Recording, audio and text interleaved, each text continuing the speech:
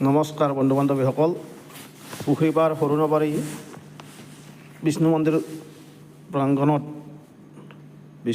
বাৰ্ষিক বিষ্ণু হোম উলহ মালহেৰে উদযাপন কৰা হৈছে। ধৰ্মত ধ্বজা উত্তোলনেৰে এই অনুষ্ঠানৰ আৰম্ভণি কৰা হৈছে। তাৰে পিছত শ্ৰদ্ধাঞ্জলি অনুষ্ঠান, বৃক্ষৰোপণ, বন্তি প্ৰজ্বলন, নানান ধৰণৰ অনুষ্ঠানেৰে উলহ মালহেৰে এই অনুষ্ঠানটো প্ৰতি বছৰে পালন কৰি আহিছে। এইবাৰো পালন কৰি আছে।